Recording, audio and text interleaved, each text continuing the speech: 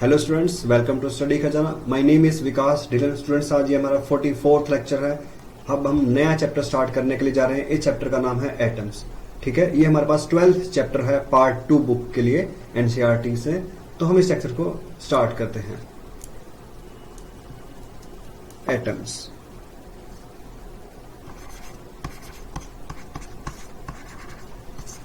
ठीक है, ये मेरे प्यारे बच्चों, ये हमारे पास चैप्टर नंबर 12 है।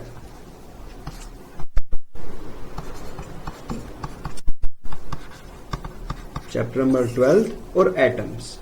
देखो मेरे प्यारे बच्चों, इस लेक्चर में हम स्टडी करेंगे एटम से रिलेट करता हुआ। एटम क्या है? ठीक है, जैसे कि हमने अभी जो लास्ट लेक्चर था उसमें हमने स्टडी किया था ड्वेल नेचर। जैसे कि हमारे पास जो लाइट है उसके पास वो बिहेव कर रहा है particle as well as dual nature. वो particle as well as wave nature दोनों बिहेव कर रहा है, तो हमने उसका नाम रख दिया था ड्वेल नेचर। यहां पर हमारे पास चैप्टर का नाम है एटम्स, तो इसको हम स्टडी करते हैं फर्दर। कुछ अराउंड 5th सेंचुरी में इंडिया में भी कुछ बताया गया एटम से रिलेट करता हुआ कि मतलब एक ऐसा पार्टिकल, एक तरह से उन्होंने कहा था ऐसा पार्टिकल जिसको हम फर्दर डिवाइड नहीं कर सकते, उसका उन्होंने नाम बताया था अणु। ठीक है, वो उन्होंने क्या बताया, उसका नाम अणु।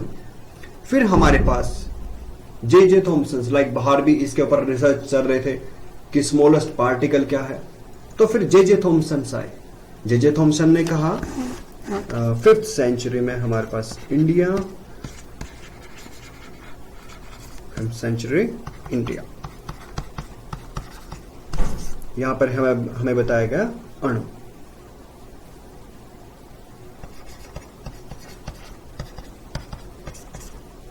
फिर हमारे पास बाहर भी रिसर्च चल रहे थे सेम इसी के रिगार्डिंग, तो जे थॉमसन थे। तो हमारे पास है नेक्स्ट एक साइंटिस्ट है, ये जे थॉमसन। जो जे थॉमसन थे उनका हमारे पास एक मॉडल आया। जे थॉमसन ने कहा कि हमारे पास जो पॉजिटिव चार्ज है, लाइक जो अभी हम जिसका बोलते हैं न्यूक्लियस, जिसमें प्रोटॉन्स भी हैं न्यूट्रॉन्स भी हैं, जो हमारे पास पॉजिटिव चार्ज है वो एक स्फीयर में एम्बेडेड है। लाइक हर एक यूनिफॉर्मली डिस्ट्रीब्यूटेड है। एक स्फीयर में हमारे पास वो यूनिफॉर्मली डिस्ट्रीब्यूटेड है, और साथ में इलेक्ट्रॉन्स को हमने जगह जगह पे उसमें प्लेस कर दिया। ठीक है, ये कैसे? वाटरमेलन के जैसे हमारे पास वाटरमेलन है। ठीक है, जैसे जो रेड कलर है लाइक उसके इनसाइड्स में, उसको उन्होंने कंसिडर कर लिया लाइक हमारे पास कि वो पॉजिटिव चार्ज है, वो डिस्ट्रीब्यूटेड है, और साथ में जो इलेक्ट्रॉन्स हैं वो हमारे पास एम्बेडेड हैं उस पॉजिटिव चार्ज में। बट जे थॉमसन का मॉडल फेल कर गया। फेल क्यों कर गया? क्योंकि हमारे पास जैसे हाइड्रोजन एटम है, उसके पास एक स्पेक्ट्रल सीरीज है। स्पेक्ट्रल सीरीज लाइक हमारे पास सीरीज को हम अभी स्टडी करेंगे थोड़ा सा इस लेक्चर को स्टार्ट होने के बाद। तो उस सीरीज को ये एक्सप्लेन नहीं कर पाया, मतलब स्टेबिलिटी को एक्सप्लेन नहीं कर पाया। फिर साथ में लाइक स्पेक्ट्रल सीरीज था उसका नहीं बताया। साथ में हमारे पास जो स्कैटरिंग था, रदरफोर्ड का एक्सपेरिमेंट, ठीक है, वो इसके जस्ट बाद हम रदरफोर्ड एक्सपेरिमेंट स्टडी करेंगे, वो भी ये वैल्यूज नहीं बता पाया कि जो स्कैटरिंग है वो स्कैटरिंग जो हमारे पास हो रहा था, लाइक हमारे पास एक फॉइल है, इसके ऊपर हम अल्फा पार्टिकल्स को हिट कर रहे हैं, ये अल्फा पार्टिकल्स स्कैटर्ड हो रहे हैं डिफरेंट डायरेक्शंस में, ये स्कैटरिंग क्यों है इसका भी वो इन्फॉर्म नहीं बता पाया। लाइक उसके बारे में जे थॉमसन का जो मॉडल था वो नहीं बता पाया, तो ये मॉडल फेल कर गया। बट ये मॉडल क्या था? इसमें हमारे पास every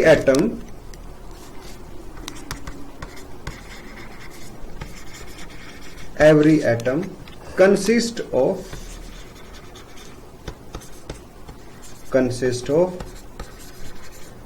positively charged sphere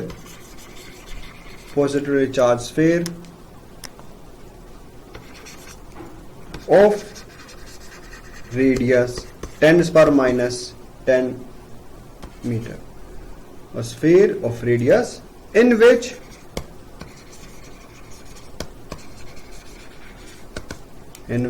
entire mass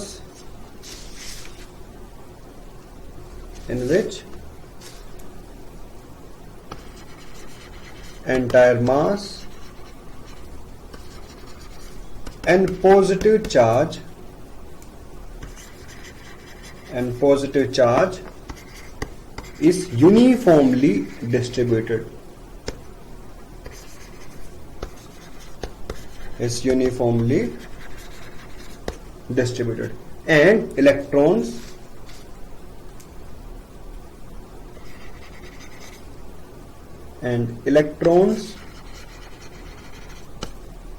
are embedded in it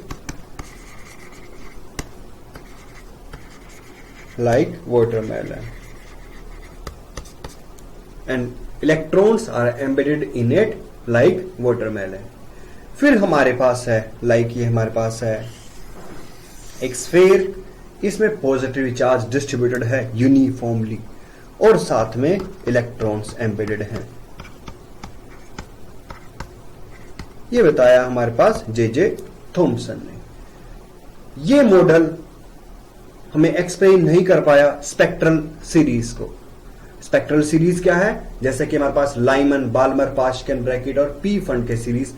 ये मेरे प्यारे बच्चों, तुमने chapter 2 class 11 chemistry read out कर चुके हो, पार्ट 1 ऑफ एनसीईआरटी। ठीक है, यहां पर हमारे पास था ये एक्सप्लेन नहीं कर पाया इन फर्दर फिनोमेनास को। स्पेक्ट्रल सीरीज जो हमारे पास हमारे पास एक गैस है, इसको हम एक्साइट करें। ठीक है, एक्साइट कैसे करें? एक इलेक्ट्रिक करंट पास करके, तो हमारे पास हम एक पैटर्न फॉर्म होगा हमारे पास। या फिर हम एक व्हाइट लाइट पास करें हाइड्रोजन गैस के थ्रू, तो हमारे पास यहां पर क्या होगा? ये जो हाइड्रोजन गैस उस व्हाइट लाइट में से कुछ वेवलेंथ को ऑब्जॉर्ब कर लेगा, जो हमारे पास अब व्हाइट लाइट जो इससे पास करेगा उसमें क्या होंगी? कुछ लाइंस मिसिंग होंगी। ऐसे फिनोमेनास को ये नहीं बता पाया। फिर सेकंड पार्ट हमने अल्फा पार्टिकल्स को हिट किया तो स्कैटरिंग हुआ। तो ये स्कैटरिंग फिनोमेना को भी नहीं बता पाया कि स्कैटरिंग हमारे पास जो रदरफोर्ड एक्सपेरिमेंट है उस स्कैटरिंग के बारे में भी नहीं बता पाया। तो ये मॉडल फेल कर गया हमारे पास। तो इसमें है it could not explain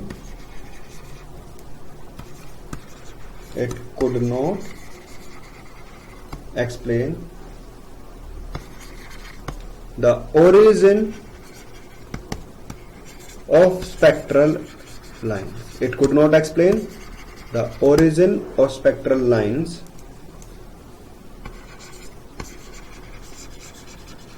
of hydrogen atom and other atoms. It could not explain the origin of spectral lines of hydrogen atom and other atoms. उनके स्पेक्ट्रल लाइंस के बारे में इसने कुछ भी नहीं बताया। सेकंड हमारे पास it could not explain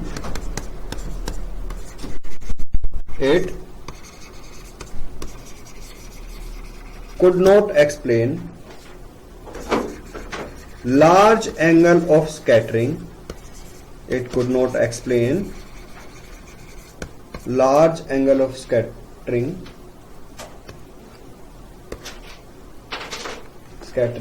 of alpha particles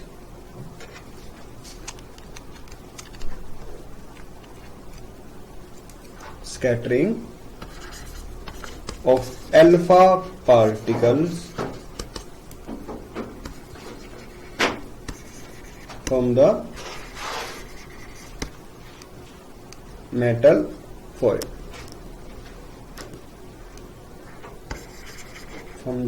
foil. As observed by Rutherford. जो ये स्ट्रक्चर, ये मॉडल था हमारे पास, इसने जो रदरफोर्ड एक्सपेरिमेंट था वहां पर हमारे पास गोल्ड फॉइल है, अल्फा पार्टिकल्स को हिट कराएंगे, उनमें क्या होगा? Large scattering. उनको एक्सप्लेन नहीं कर पाया, तो ये वहां पर भी फेल कर गया ये मॉडल। ठीक है मेरे प्यारे बच्चों, हमने यहां पर स्टडी किया कि Thomson's model of atom. Next है हमारे पास रदरफोर्ड्स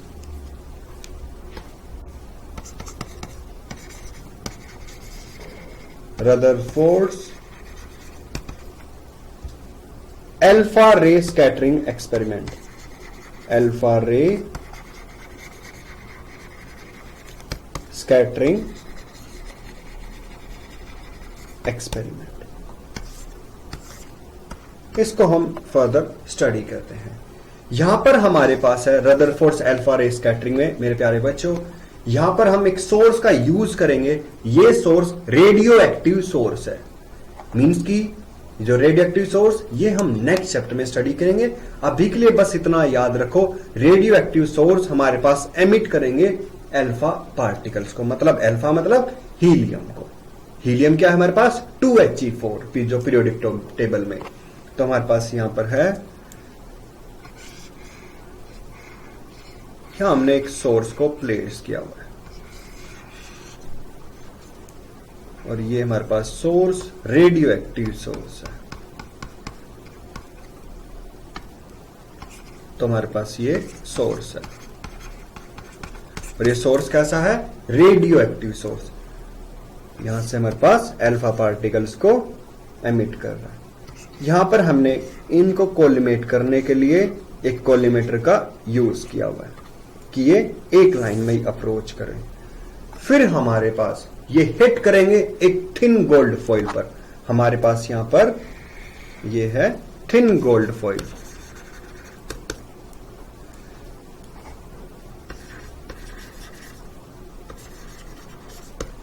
और ये थिन गोल्ड फॉइल पर अल्फा पार्टिकल्स हमारे पास हिट करेंगे और ये स्कैटर्ड होंगे डिफरेंट डिफरेंट डायरेक्शंस में। और हमारे पास यहां पर एक ZNS स्क्रीन है, जिंक सल्फाइड का एक स्क्रीन है और यहां पर एक माइक्रोस्कोप है। इससे हम मेजर कर रहे हैं। यहां पर ये स्क्रीन ग्लो करेगा, जैसे जैसे इलेक्ट्रॉन हिट करेंगे ये स्क्रीन ग्लो करेगा, हमें पता लग जाएगा इस पॉइंट पर इलेक्ट्रॉन्स हिट कर रहे हैं।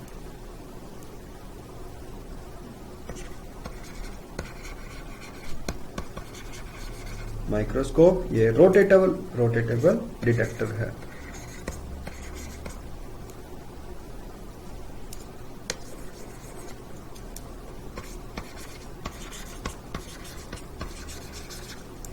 ये हमारे पास रोटेटेबल डिटेक्टर।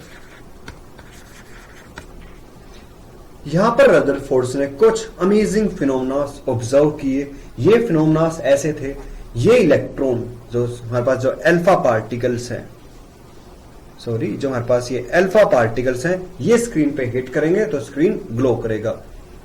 तो हमारे पास रदरफोर्ड ने ऑब्जर्व किया कि most of alpha particles will pass straight. जब ये हिट कर रहे हैं इस गोल्ड फॉइल को तो most of alpha particles will pass straight, और कुछ अल्फा पार्टिकल्स स्मॉल एंगल्स पे हमारे पास स्कैटर्ड हुए, कुछ हमारे पास स्कैटर्ड हुए स्मॉल एंगल्स पे, और हमारे पास 1 in 8,000 रफली, तो ये हमारे पास स्कैटर्ड हुए मोर देन 90 डिग्री से। तो हमारे पास 1 in रफली 8,000, और हमारे पास most of alpha particles pass straight. तो ये फिनोमेना हमारे पास रदरफोर्ड ने ऑब्जर्व किया कि हमारे पास मोस्ट ऑफ अल्फा पार्टिकल्स पास कर गए स्ट्रेट, बट कुछ अल्फा पार्टिकल्स ऐसे थे जो स्मॉल एंगल्स पे हमारे पास स्कैटर्ड हुए, लाइक थीटा एंगल पे। ये हमारे पास मोबाइल डिटेक्टर ने डिटेक्ट कर लिया, और कुछ 1 in 8,000 ऑब्जर्व किया कि ये हमारे पास स्कैटर्ड हुए मोर देन 90 डिग्री से। ठीक है, इसके बेसिस पे रदरफोर्ड ने कुछ कंक्लूजन किया। ठीक है, उस कंक्लूजन को हम स्टडी करते हैं। तो हमारे पास वो है यहां पे,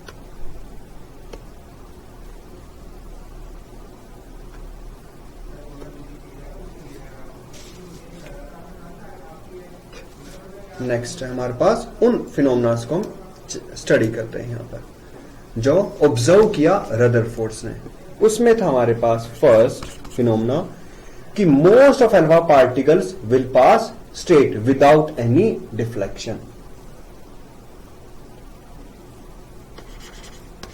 most of alpha particles will pass straight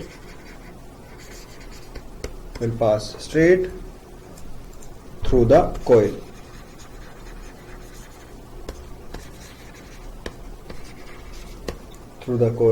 It means they do not suffer any collision with gold atom. ठीक है, ये था हमारे पास फर्स्ट कि बहुत सारे पार्टिकल्स पास कर, जो अल्फा पार्टिकल्स थे ये पास कर गए हमारे पास स्ट्रेट गोल्ड फॉइल के थ्रू। सेकंड था कुछ 1 in 8000 हमारे पास स्कैटर्ड हुए मोर देन 90 डिग्री से। हमारे पास अबाउट 1 अल्फा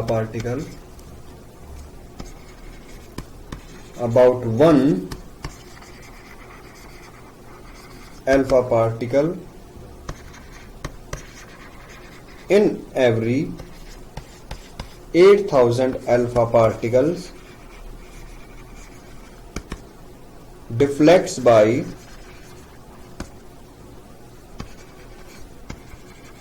more than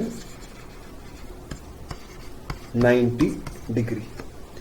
एक अल्फा पार्टिकल इन रफली 8000 रिफ्लेक्ट बैक हुआ हमारे पास 90 डिग्री से। नेक्स्ट है हमारे पास जो ये स्कैटरिंग हुआ, लाइक हमारे पास यहां पर जो भी मेन लाइक हमारे पास ये स्कैटरिंग है, जो भी बहुत सारे अल्फा पार्टिकल्स पास कर गए स्ट्रेट, मींस की जो हमारे पास एटम है उन्होंने अज्यूम किया कि उसमें बहुत सारा most of the space empty है। उसका मतलब alpha particles positive charge particles है, तो हमारे पास इनमें कोई भी स्कैटरिंग नहीं हुआ, लाइक ये पास कर गए स्ट्रेट। मतलब कि एटम के थ्रू जो पॉजिटिव चार्ज पार्टिकल है वो हमारे पास कंसंट्रेटेड है सेंटर पे। मतलब जो थॉमसन मॉडल था उसने क्या कहा था कि जो हमारे पास पॉजिटिव चार्ज है वो यूनिफॉर्मली डिस्ट्रीब्यूटेड है, बट रदरफोर्ड ने कहा ये यूनिफॉर्मली डिस्ट्रीब्यूटेड नहीं है, बट ये कंसंट्रेटेड है सेंटर पे। ठीक है, तो हमारे पास है the scattering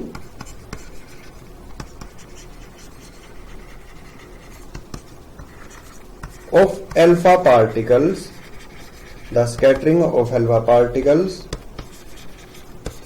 is due to Coulombic interaction of alpha particles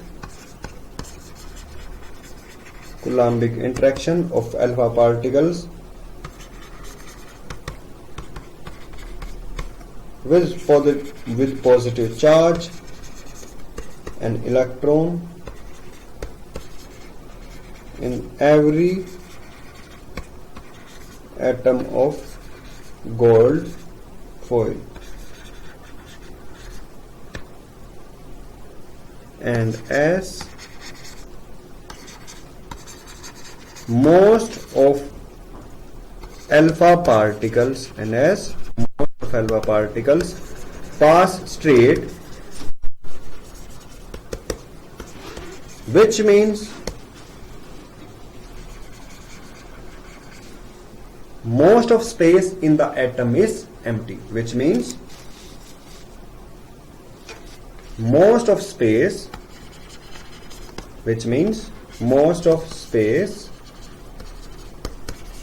in the atom is empty, which further means कि entire positive charge is concentrated at a single point। ठीक है, which means जो हमारे पास जितना भी पॉजिटिव चार्ज है वो concentrate कर रहा है एक सिंगल पॉइंट पे, और उसको हमने बोल दिया बाद में nucleus. entire positive charge of atom, entire positive charge of atom must be concentrated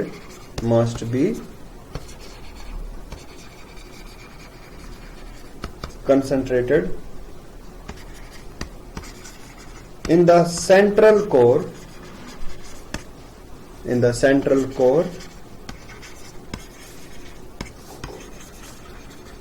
core of the atom, and this central core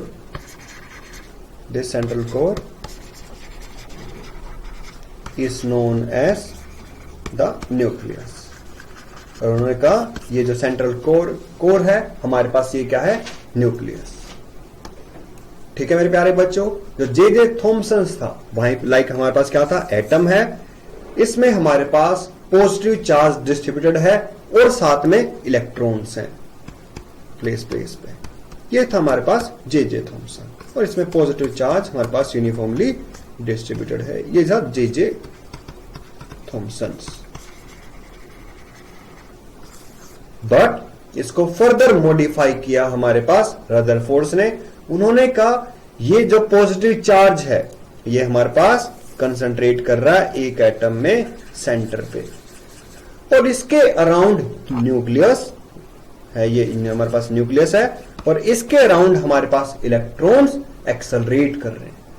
मेरे प्यारे बच्चों, हमने स्टडी किया था चैप्टर 8 इलेक्ट्रोमैग्नेटिक वेव में कि अगर हमारे पास कोई चार्ज पार्टिकल एक्सेलरेट कर रहा है तो वो इलेक्ट्रोमैग्नेटिक रेडिएशंस एमिट करेगा।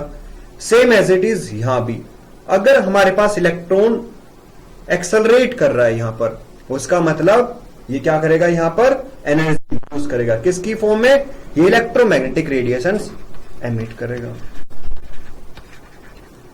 अगर इसने कोई रेडिएशन एमिट किया उसका मतलब इसने अपनी एनर्जी लूज किया, और अगर इसने अपना एनर्जी लूज किया तो अब ये नेक्स्ट फर्दर ऑर्बिट यहां रिवॉल्व करेगा। यहां भी एक्सेलरेट कर रहा है तो एक तरह से ये स्पाइरल इनवर्ड इस न्यूक्लियस में फोल्ड कर जाना चाहिए, बट ऐसा तो नहीं है।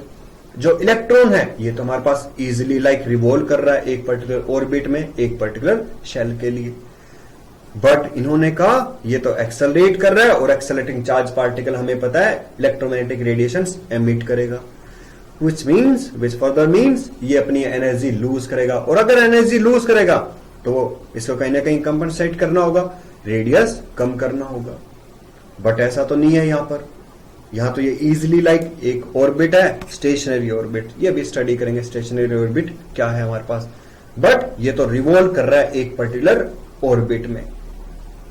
मींस कि जब ये स्पाइरल इनवर्ड मूव करेगा, कोई भी इलेक्ट्रॉन हमारे पास एक स्टेट से दूसरे स्टेट में जंप करेगा तो like excited to the ground state, ठीक है, एक्साइटेड मतलब अबाउ स्टेट से बिलो स्टेट में जब वो जंप करेगा तो वो हमारे पास हमेशा क्या करेगा कि रेडिएशंस एमिट करेगा, इलेक्ट्रोमैग्नेटिक रेडिएशंस, उनकी कुछ ना कुछ फिक्स्ड एनर्जीज होगी।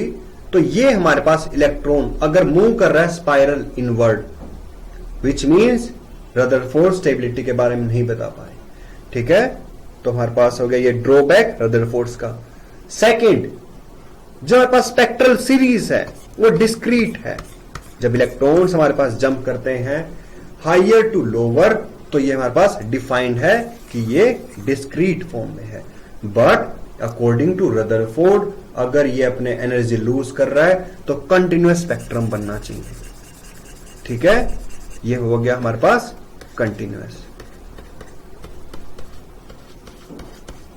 बट यहां तो ऐसा कुछ भी नहीं है, यहां तो कंटिन्यूअस स्पेक्ट्रम है नहीं हमारे पास, और अगर यहां पर कंटिन्यूअस स्पेक्ट्रम नहीं है विच मीन्स ये स्पेक्ट्रल सीरीज को भी एक्सप्लेन नहीं कर पाया रदरफोर्ड। ये दो फिनोमेनास हैं, लाइक ये इसके दो ड्रॉबैक्स हैं। इन्होंने ये सही बता दिया कि जो पॉजिटिव चार्ज है वो कंसंट्रेट कर रहा है सेंटर पे, ठीक है, इसलिए हमारे पास मोस्ट ऑफ अल्फा पार्टिकल्स पास कर गए स्ट्रेट, क्योंकि यहां पर क्या है, कोलम्बिक इंटरेक्शन है, alpha particle positive, nucleus positive और इलेक्ट्रॉन के साथ, तो जो भी हमारे पास अल्फा पार्टिकल्स थे वो पास कर जाएंगे स्ट्रेट। और कुछ अल्फा पार्टिकल्स जो स्कैटर्ड हुए स्मॉल एंगल से वो मे भी इस न्यूक्लियस को यहां पर हिट कर रहे होंगे, और अब पॉजिटिव पॉजिटिव है रिपल्सन, ये इसलिए यहां मूव कर गए। कुछ अल्फा पार्टिकल्स जो हमारे पास इसको जस्ट अप्रोच कर रहे हैं कुछ ऐसे, ये स्कैटर्ड हो जाएंगे लार्ज एंगल से। तो इसलिए ये स्कैटरिंग का तो इसने सही बता दिया, लाइक स्कैटरिंग क्यों हो रहा है ऐसा, बट ये हमारे पास फेल कर गया रदरफोर्ड स्टेबिलिटी बताने के लिए, और साथ में फेल कर गया हमारे पास ये स्पेक्ट्रल सीरीज के लिए कि हमारे पास ये स्पेक्ट्रल सीरीज कैसे है। ठीक है मेरे प्यारे बच्चों, तो हमने ये स्टडी किया यहां पर। तो यहां पर है हमारे पास रदरफोर्ड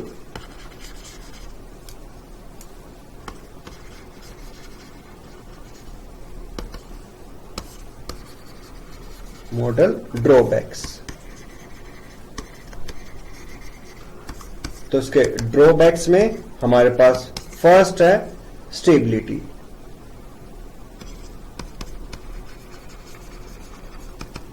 मीन्स की स्टेबिलिटी को ये नहीं बता पाया, it could not explain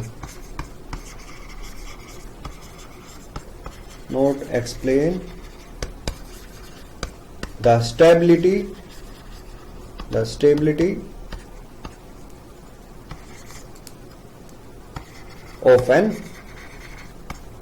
atom। Second spectral series के बारे में बताया, स्पेक्ट्रल लाइंस के लिए नहीं बता पाया, यहां भी ये फेल कर गया। इन्होंने कहा कि हमारे पास ये होंगे कंटिन्यूअस,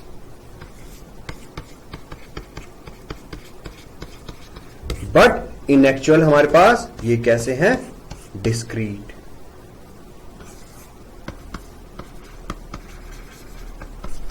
डिस्क्रीट फॉर्म में है एनर्जीज। जब एक इलेक्ट्रॉन एक ऑर्बिट एक एक्साइटेड स्टेट से जंप करेगा लोअर एक्साइटेड स्टेट में या फिर ग्राउंड स्टेट में, तो वो कुछ लाइक फोटोन्स, एक तरह से लाइट एमिट करेगा, इलेक्ट्रोमैग्नेटिक वेव, उनके डिफरेंट एनर्जीज होंगे और वो होंगे डिस्क्रीट फॉर्म में, कंटिन्यूअस नहीं। इन्होंने कहा था कंटिन्यूअस फॉर्म में होंगे। कंटिन्यूअस कैसे, क्योंकि इलेक्ट्रॉन अपनी एनर्जी लूज कर रहा है तो मूव कर रहा है स्पाइरल इनवर्ड, और कंटिन्यूअसली मूव कर रहा है तो कंटिन्यूअसली इलेक्ट्रॉन क्या करेगा, हमारे पास कंटिन्यूअस स्पेक्ट्रा फॉर्म करेगा, बट ऐसा नहीं है यहां पर।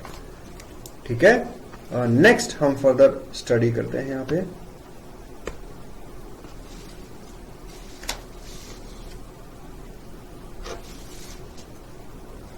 नेक्स्ट है हमारे पास यहां पर distance of closest approach. Next topic है distance of closest approach. Distance of closest approach में हमारे पास है यहां पर ये न्यूक्लियस है Ze, ये इसका चार्ज, और ये इलेक्ट्रॉन रिवॉल्व कर रहा है हमारे पास।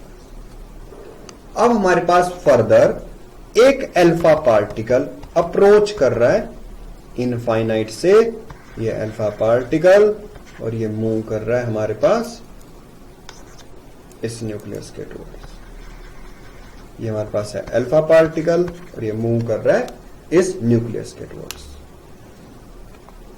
दोनों पॉजिटिव हैं, अल्फा पार्टिकल, ये हमारे पास अल्फा, ये हमारे पास होता है 2He4। Mass of alpha particle is 4 times of mass of proton. Charge of alpha particle is 2 time of charge of proton. ठीक है, ये हो गया ना ZX, तो हो गया चार्ज के लिए और ये हो गया मास के लिए। हमारे पास ये अल्फा पार्टिकल है, मूव कर रहा है किसी वेलोसिटी v से, अप्रोच करेगा इस एटम के इस न्यूक्लियस के टुवर्ड्स हमने मूव कराया एक पर्टिकुलर डिस्टेंस। ये डिस्टेंस हमने कंसीडर कर लिया r0 हो गया हमारे पास डिस्टेंस ऑफ क्लोजेस्ट अप्रोच, मतलब मिनिमम किस डिस्टेंस तक ये अप्रोच कर रहा है, उसके बाद ये अपनी ट्रेजेक्टरी वापस कर लेगा, लाइक सेम इसी डायरेक्शन में।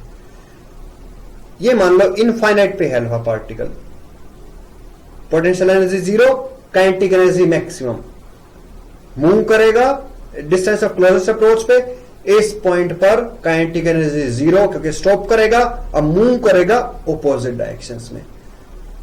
तो हम एनर्जी कंजर्व कर सकते हैं इनफाइनाइट का और डिस्टेंस ऑफ क्लोजेस्ट अप्रोच का, और यहां पर हम वैल्यू फाइंड आउट कर लेंगे आर नोट, जो कि हमारे पास है डिस्टेंस ऑफ क्लोजेस्ट अप्रोच। यहां पर हम कुछ अप्रोक्सीमेशन कंसिडर करेंगे कि एटॉमिक न्यूक्लियस हमारे पास मूव नहीं करेगा जब ये इंटरेक्शंस टेक प्लेस करेंगे, क्योंकि हमारे पास हमने कंसिडर कर लिया है जो हमारे पास ये न्यूक्लियस है ये बहुत हैवी है।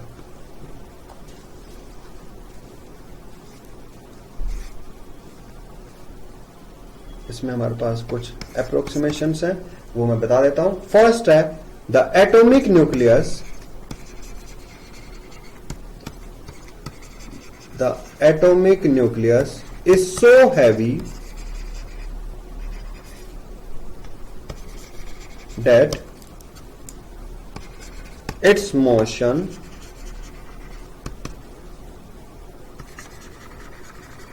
during the impact, its motion during the impact is disregarded. During its motion is disregarded, मतलब जो एटॉमिक न्यूक्लियस है ये बहुत हैवी है, इसके मोशन को हमने डिसरिगार्ड कर दिया यहां पे। सेकंड है जो इंटरेक्शन है अल्फा पार्टिकल का विद न्यूक्लियस या विद एटम, वो हमने कंसिडर कर लिया कि यहां पर इलास्टिक कोलिजन होगा। The scattering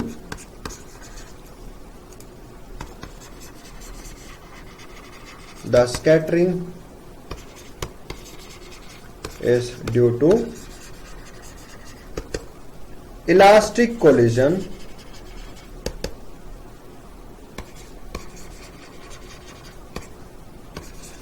between the nucleus and the alpha particle, between the nucleus and alpha particle, means कि स्कैटरिंग हमारे पास क्या है यहां पर elastic.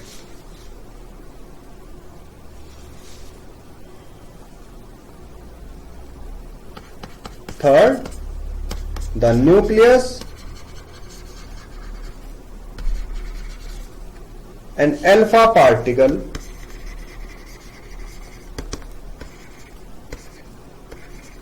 are taken as point charges having no dimensions, point charges having no dimensions. अब हम इसको फर्दर स्टडी करते हैं। हमारे पास है यहां पे charge on alpha particle, charge on alpha particle Q1 is plus 2e, ये हो गया हमारे पास एल्फा पार्टिकल पे चार्ज। जो हमारे पास न्यूक्लियस है उसके ऊपर charge on nucleus Q2 is equals to Z into E। इस न्यूक्लियस से डिस्टेंस ऑफ क्लोजेस्ट अप्रोच पे कुछ पोटेंशियल भी होगा, और पोटेंशियल हमारे पास क्या है KQ बाई R, और यहां पर चार्ज किसका है न्यूक्लियस, तो K ब्रैकेट्स में ZE बाई R नोट हो गया डिस्टेंस ऑफ क्लोजेस्ट अप्रोच। उस पॉइंट पर हम पोटेंशियल की वैल्यू चेक कर रहे हैं। नेक्स्ट है हमारे पास electric potential at a distance R naught due to nucleus. ये क्या है पास सेट E by 4 pi epsilon naught R naught. हमने पोटेंशियल फाइंड आउट कर लिया। इस पॉइंट पर हम पोटेंशियल एनर्जी भी फाइंड आउट कर सकते हैं। पोटेंशियल एनर्जी क्या होगी, पोटेंशियल एनर्जी इनफाइनाइट पर 0, और इस क्लोजेस्ट अप्रोच पे जब चार्ज पार्टिकल को मूव करेंगे तो वो हमारे पास होगा work done is equals to charge into potential difference, potential difference final minus potential difference initial. Infinite पर हमारे पास पोटेंशियल की वैल्यू 0 है, और डिस्टेंस ऑफ क्लोजेस्ट अप्रोच पर ये वैल्यू पोटेंशियल का है। इन दोनों वैल्यूज को प्लग कर दो, हमें मिल जाएगा potential energy at the distance of closest approach. Next है हमारे पास potential energy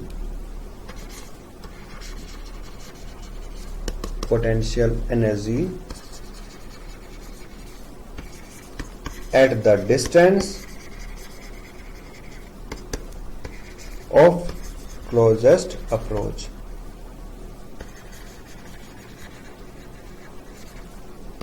और पोटेंशियल एनर्जी हमारे पास क्या होगी, जो भी charge particle ZE by 4 pi epsilon naught R note, और चार्ज हमारे पास 2E। ये हो गया हमारे पास potential energy.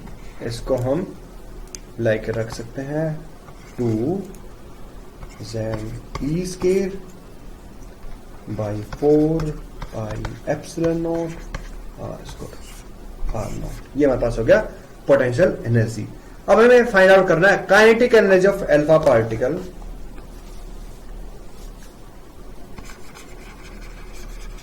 Kinetic energy of alpha particle moving with velocity v। Kinetic energy find out करना है अल्फा पार्टिकल का, वो मूव कर रहा है वेलोसिटी v is e के, and this is equals to mv square by 2। ये हमारे पास काइनेटिक एनर्जी हुआ पार्टिकल के पास एक तरह से इनफाइनाइट पे जब उसने मूव करना स्टार्ट किया। इनफाइनाइट पे potential energy 0, distance of closest approach पे काइनेटिक एनर्जी 0, और जो पोटेंशियल एनर्जी है उसका वैल्यू हमारे पास हमने फाइंड आउट कर लिया। अब जो डिस्टेंस ऑफ क्लोजेस्ट अप्रोच है इस पर हम बोल सकते हैं potential energy is equals to the e k, मतलब काइनेटिक एनर्जी। ये हमारे पास काइनेटिक एनर्जी तुम्हारे पास है at distance of closest approach kinetic energy is equals to potential energy, and kinetic energy is half mv square and potential energy is 2ze square by 4 pi epsilon naught and r naught, and this is equals to kinetic energy। हमें r naught find out करना है, and r naught is 2 times of ze square by 4 pi epsilon naught into kinetic energy. ये हमारे पास हो गया required expression distance of closest approach के लिए। तो हो गया आर नोट इस डिस्टेंस ऑफ क्लोजेस्ट अप्रोच। ये वैल्यू हमने यहां पर फाइंड आउट कर लिया कि डिस्टेंस ऑफ क्लोजेस्ट अप्रोच हमारे पास इस केस में क्या रहेगा। जो भी एटॉमिक मास है, एटॉमिक नंबर पुट कर दो, चार्ज ऑफ इलेक्ट्रॉन पुट कर दो, 4 पाई एप्सिलॉन नोट का वैल्यू पुट कर दो, kinetic energy is half m v square, mass put कर दो। ठीक है, हमारे पास अल्फा पार्टिकल है इसकी, इसमें उसका मास हो गया 4 times of mass of proton, क्योंकि alpha particle which is 2He4, तो हमारे पास 4 हो गया मास ऑफ अल्फा पार्टिकल। वो वैल्यू पुट कर दो, जब उसने मूव करना स्टार्ट किया इनफाइनाइट पे वो वेलोसिटी पुट कर दो यहां पर, तो हमारे पास मिल जाएगा डिस्टेंस ऑफ क्लोजेस्ट अप्रोच। ठीक है, तो प्यारे बच्चों ये हमने यहां पर जनरली स्टडी किया इन दोनों पार्ट्स को। फर्दर हम स्टडी करते हैं लाइक जो इलेक्ट्रॉन है हमारे पास ये रिवॉल्व कर रहा है, इसको हम स्टडी करते हैं। नेक्स्ट है हमारे पास इलेक्ट्रॉन ऑर्बिट।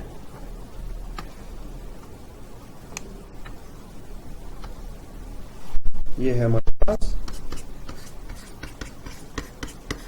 Electron orbit. इसको हम फर्दर स्टडी करते हैं। इलेक्ट्रॉन ऑर्बिट में हमारे पास है यहां पे न्यूक्लियस है और इसके अराउंड ये इलेक्ट्रॉन रिवॉल्व कर रहा है। कूलम्बिक इंटरेक्शन का फोर्स भी है यहां पर,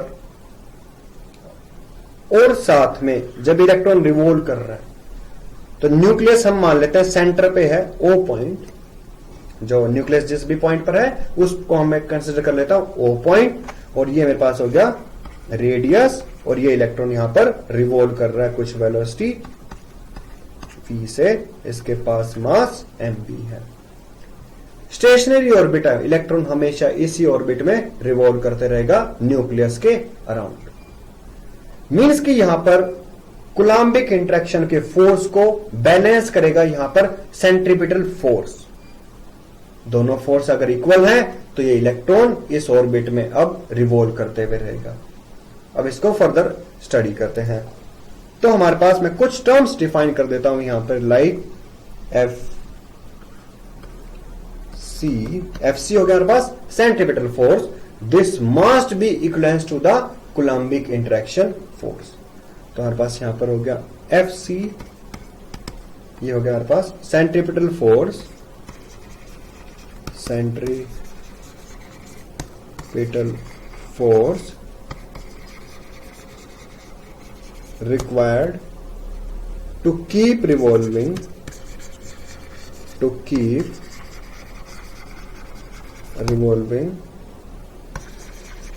electron in an atom। ये गया सेंट्रीपिटल फोर्स की रिक्वायरमेंट। नेक्स्ट है हमारे पास Fe, कूलम्बिक इंटरेक्शन का फोर्स। ये हमारे पास हो गया electrostatic force, electrostatic force of attraction, electrostatic force of attraction between revolving electron,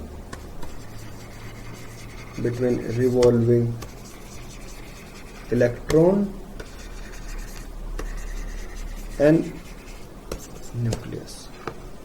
Fc हो गया हमारे पास सेंट्रीपिटल फोर्स, और Fe हो गया electrostatic force of attraction between the electron and the nucleus.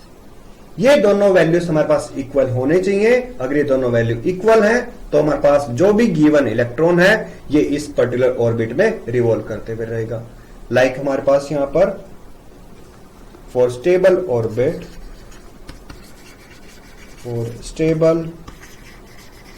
orbit in hydrogen atom, mv square by r, this is centripetal force, and coulombic interaction force is like, हमारे पास जो coulombic interaction का force है इसमें जो हमारे पास nucleus है और electron है, यहाँ पे ये हाइड्रोजन एटम के लिए स्टडी कर रहे हैं तो Z के इसका 1 पुट कर दो, ठीक है। तो पास ये हो गया 1/4 एप्सिलॉन नॉट, Z हो गया 1 इंटू में E और साथ में E/r स्केयर। ये दोनों वैल्यूज हमारे पास क्या होने चाहिए, same. For stable orbit and hydrogen atom, centripetal force must be equivalence to the coulombic interaction force. दोनों वैल्यूज को इक्वेट करते हैं, लाइक ये हो गया mv square by r is equals to 1/4 pi epsilon not is k। तो इसको direct रख लेते हैं k e square by r square. हमारे पास यहां से एक r से ये r को कैंसिल आउट कर दो, तो हमारे पास mv स्केयर, ये वैल्यू हो गया हमारे पास लाइक mv स्केयर इस e square by 4 pi epsilon not r। ये वैल्यू हम पुट कर सकते हैं। इलेक्ट्रॉन हमारे पास रिवॉल्व कर रहा है एक ऑर्बिट में, इसके पास काइनेटिक एनर्जी भी है उस पॉइंट पर और पोटेंशियल एनर्जी भी। वो वैल्यूज हम फाइंड आउट करेंगे, उनको पुट कर देंगे, जो टोटल एनर्जी वो होगा उस पॉइंट पर kinetic energy as well as potential energy, उसको हम स्टडी करते हैं। काइनेटिक एनर्जी नेक्स्ट हमारे पास, kinetic energy of electron in n orbit. और काइनेटिक एनर्जी क्या होगा मेरे प्यारे बच्चों, mv square by 2। M e square का वैल्यू प्लग करो यहां से, ये वैल्यू क्या है, e square by 4 pi epsilon not r. ये हो गया हमारे पास e square by 4 into 2 8 pi epsilon not r. ये हमारे पास हो गया kinetic energy of electron in that particular orbit. अब हमें फाइंड आउट करना है पोटेंशियल एनर्जी। नेक्स्ट हमारे पास potential energy of electron in orbit, और potential energy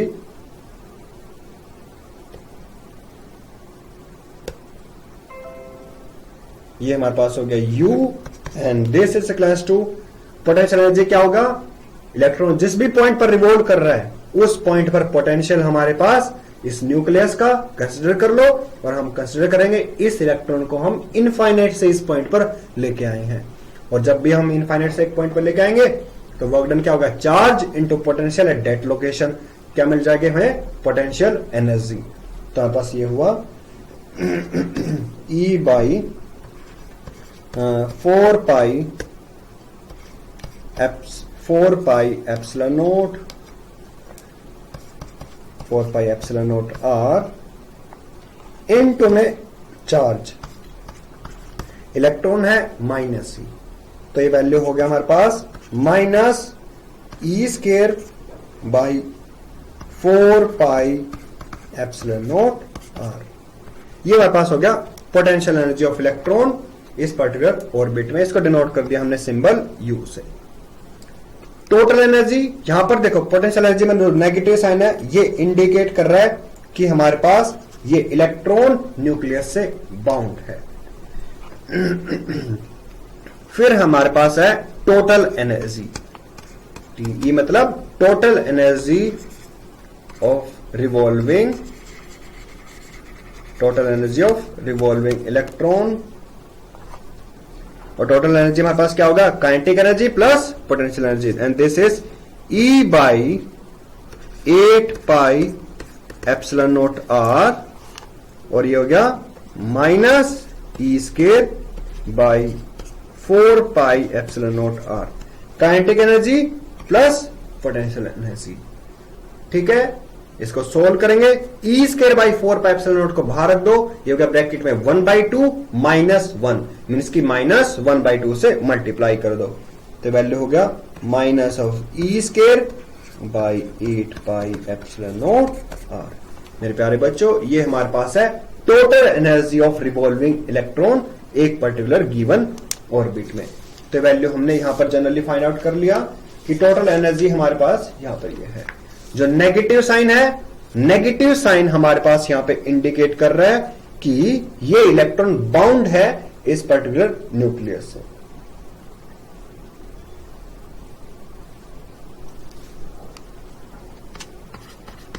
negative sign here in the total energy indicates that electron is bound to the nucleus and it is not free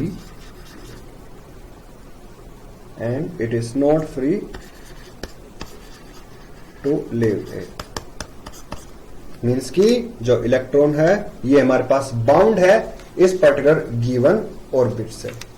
ठीक है, तो हमारे पास ये free नहीं है ये पर्टिकुलर इलेक्ट्रॉन। तो हमारे पास मेरे प्यारे बच्चों ये था हमारे पास इलेक्ट्रॉन ऑर्बिट के लिए। अब हम स्टडी करेंगे फर्दर हमारे पास कुछ पोस्टुलेट्स को। अब नेक्स्ट हम एक मॉडल को स्टडी करेंगे, वो है हमारे पास Bohr's model of hydrogen atom. इसको हम फर्दर स्टडी करते हैं। नेक्स्ट हमारे पास Bohr's model of hydrogen atom.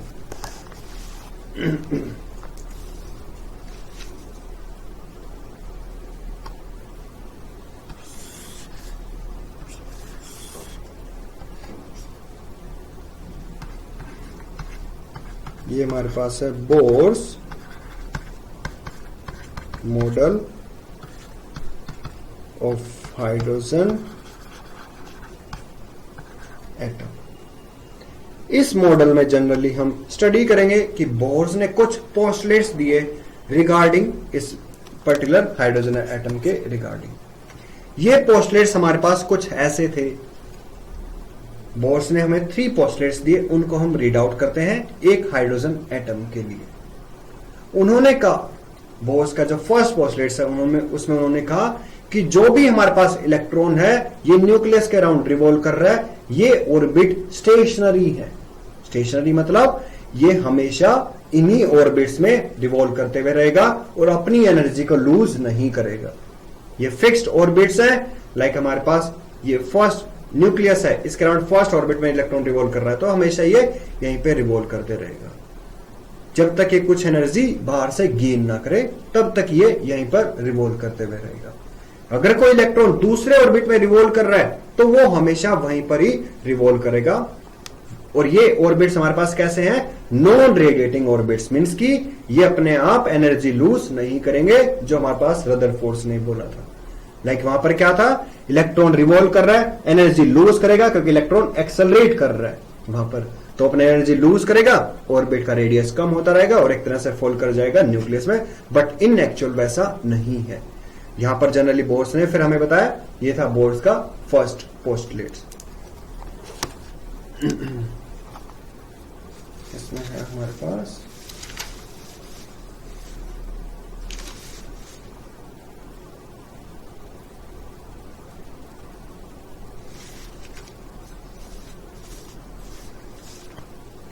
Bourse है हमारे पास फर्स्ट पोस्टुलेट्स, तो है bourse first postulate.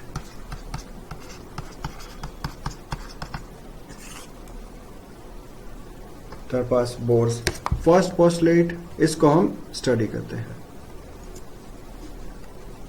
Bourse first postulate, it's said that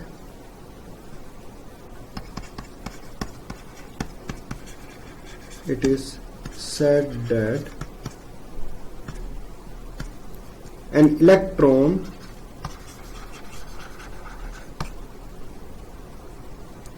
in an atom could revolve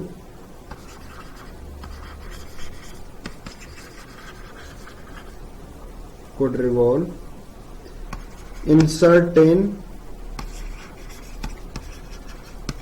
stable orbit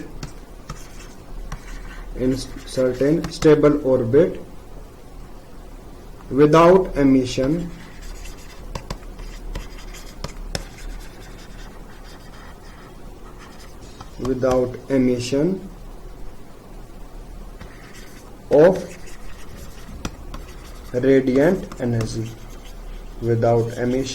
of radiant energy। ठीक है, ये था हमारे पास बोर्स फर्स्ट पोस्टुलेट। मींस कि ये रिवॉल्व करेगा सर्टेन ऑर्बिट्स में जिनमें वो एनर्जी लूज नहीं करेगा, जैसा कि इलेक्ट्रोमैग्नेटिक रेडिएशंस में बताया गया था कि जो हमारे पास पोस्टुलेट्स था, पोस्टुलेट्स नहीं, जो हमारे पास रदरफोर्ड मॉडल था, वहां पर हमारे पास था अगर ये ऑर्बिट्स में रिवॉल्व कर रहा है तो अपनी एनर्जी लूज करेगा ये, बट ऐसा कुछ नहीं है। बोर्स ने कहा ये एनर्जी लूज नहीं करेगा। अगर ये रिवॉल्व कर रहा है सर्टेन ऑर्बिट्स में तो ये ऑर्बिट्स हमारे पास स्टेबल ऑर्बिट्स होंगे या फिर स्टेशनरी ऑर्बिट्स, इनमें ये रिवॉल्व करता रहेगा without emission of radiant energy. ठीक है, अब हम स्टडी करते हैं बोर्स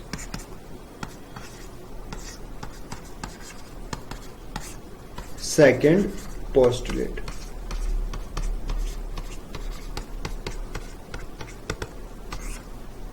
बोर्स सेकेंड पोस्टुलेट्स को हम यहां पे स्टडी करते हैं। बोर्स सेकेंड पोस्टुलेट में है हमारे पास, जब electrons in non radiating orbits में रिवॉल्व करेगा, इन पर्टिकुलर नॉन रेडिएटिंग मतलब यहां पर ये अपनी एनर्जी लूज नहीं कर रहा, तो हमारे पास यहां पर क्या होगा, इसका एंगुलर मोमेंटम क्वांटाइज होगा और उसका वैल्यू होगा integral multiple of h by 2 pi. Integral multiple मतलब n वैल्यू चेंज कर सकता है, लाइक 1 2 3 4 एंड इनटू में h by 2 pi where h is the Planck's constant. मतलब जो इलेक्ट्रॉन रिवॉल्व करेगा इन पर्टिकुलर स्टेशनरी ऑर्बिट्स या स्टेबल ऑर्बिट्स में, तो इसका एंगुलर मोमेंटम क्या रहेगा हमारे पास, क्वांटाइज, उसकी वैल्यू फिक्स रहेगी हमारे पास। हमारे पास ये था बोर्स सेकंड पोस्टुलेट्स। इसमें है अकॉर्डिंग टू बोर, इसमें हमारे पास है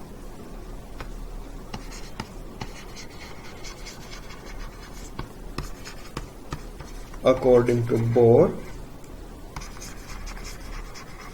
electron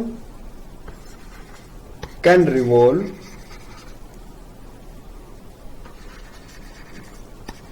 only in certain discrete non-radiating orbits, known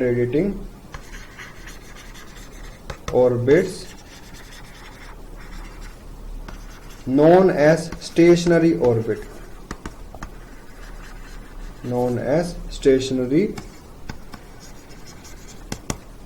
orbits for which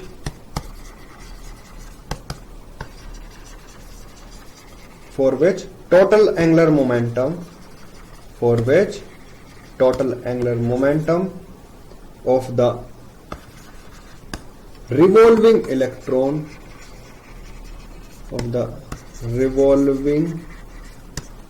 electron is an integral multiple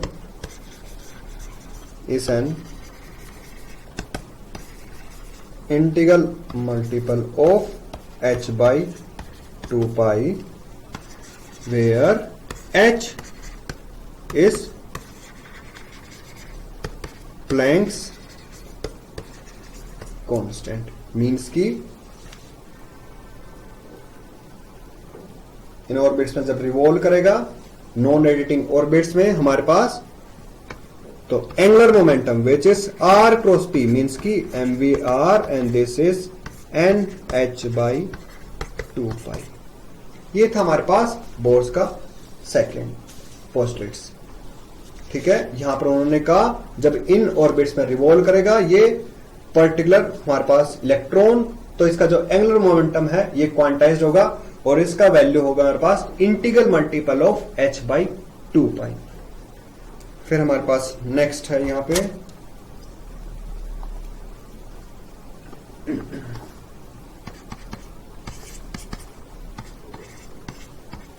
bourse third postulate.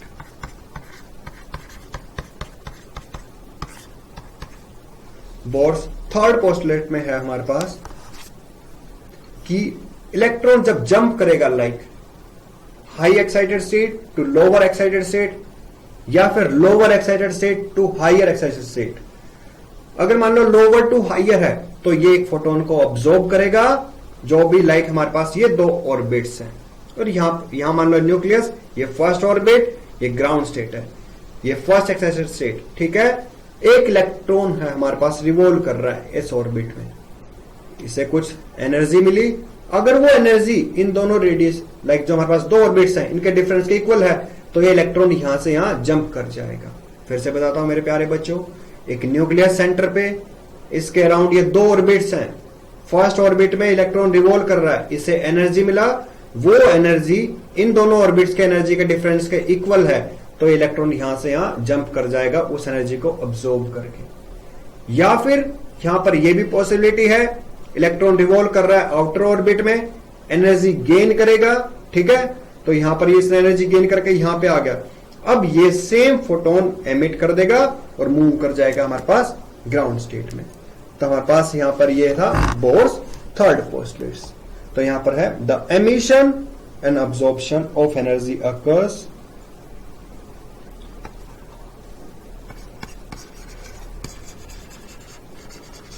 the emission and absorption the emission and absorption of energy occurs only when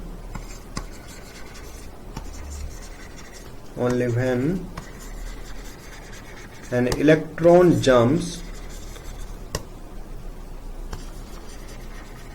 from one of its non-radiating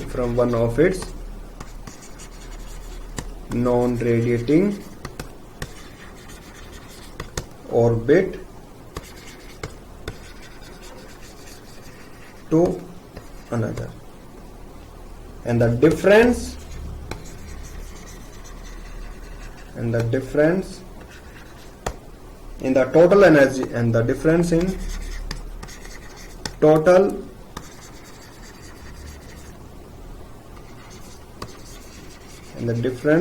energy of electron in two permitted orbits is absorbed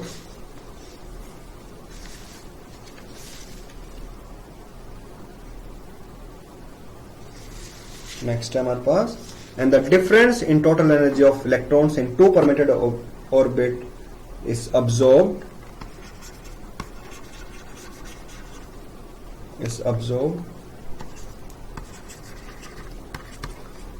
when electron jumps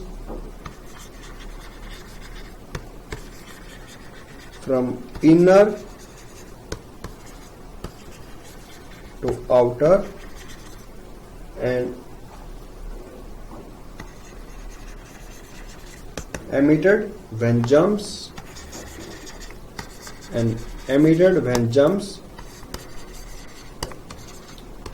outer to inner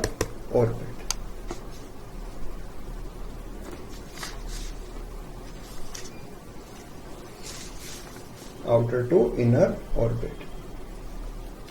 Which means E2 minus E1 is He. ये value क्या है?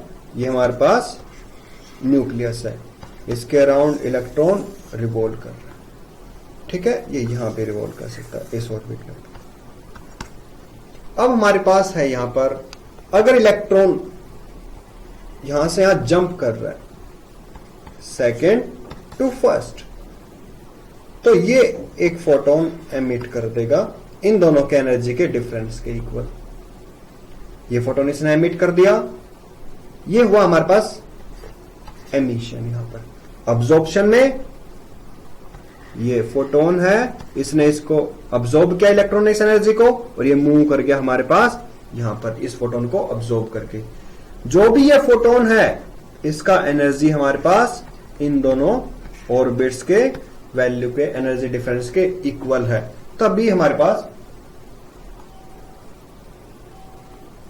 पास ये possibility है यहां पर कि ये jump कर जाएगा इनर टू आउटर, मूव करेगा आउटर टू इनर, ठीक है।